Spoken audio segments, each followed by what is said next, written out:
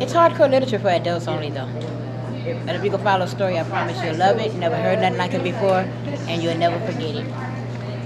The name of it is called The Ball of the Freaks. It's about a wild party. Listen, a cold and misty rain fell on Spokane, Washington, that is, the red light city of the coast, where hoes go out and get high on cocaine, then they go stand on corners and boast. That mean talk shit about pimps and chumps from back alley dumps that made their rise to fame. Now these parties that they threw were quite a few in their life, they called the game. You see old fast fucking Fanny Toe, Cooper Tongue, Annie Mama, let's give a session tonight. So they spoke of some shit that would last for weeks. That's how it came about. The Ball of the Freaks.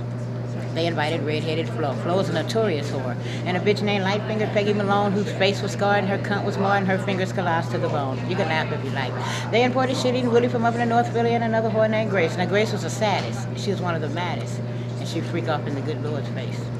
It was a Jasper named Nora, a bitch named Dora, but the nastiest slut of them all was a tramp named Roberta. And disease couldn't hurt her, so they crowned her queen of the ball. It was a mob in the kitchen, a mob in the hall, a short arm respected by a shithouse wall. Long shoe Simon Cocaine Smitty imported a bunch of faggots from New York City. They had fancy trimmings and ball-twisting women's and homosexuals that died with dicks, cocksuckers by the dozens, motherfuckers and their cousins with pork chop and peppermint-flavored dicks.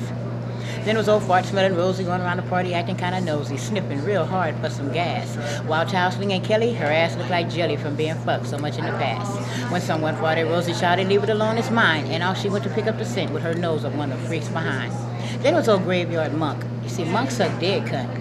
He was once buried in a grave and had a hoarder he dug up a month ago whose flesh was 9 years decayed. God damn, cried the faggots. They was tripping off the maggots that was coming out the bitch's hips. Monk didn't give a fuck. He pressed the corpse to his chest and sucked some worms from her tits.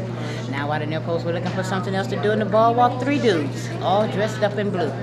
Wolfman, Dracula, and Hunchback too. Hunch went to a corner because he knew his place. He was a freak for having something shit in his face. While Dracula hung like a whore on a kitchen clothesline and sucked blood from one of the homosexual spine. And then in the doorway stepped Frankenstein. He said, "I'm raggedy and I'm down." I wasn't even invited to the ball, but I still came around. Lord, I'm so happy I could jump, shit, and shout. Now let me see one of you bad breath motherfuckers put me out. He went and grabbed a one-eyed bitch. She had a 7-year itch, and he threw her toes to the ceiling. The action was like a flash. Her pussy opened like a gash, and her brown eye lost all its filling. "Oh, Frankie, Frankie," she cried. She almost died. "Frankie, please have a heart, 'cause my ass is torn, my cunt is worn, and you ripping my insides apart." But Frankie only laughed, 'cause he was coming at last, and his dick swelled 2 times his size. His rich hot cum made the bitch's body numb, and the whore went blind in both eyes. She moaned and she farted and shit on the floor, and the wind from her asshole blew the doorknob off the door. That's when the bitch Nell let out a big yell and shit it all over the bed. Willie went in the kitchen and got a spoon and a half a loaf of bread.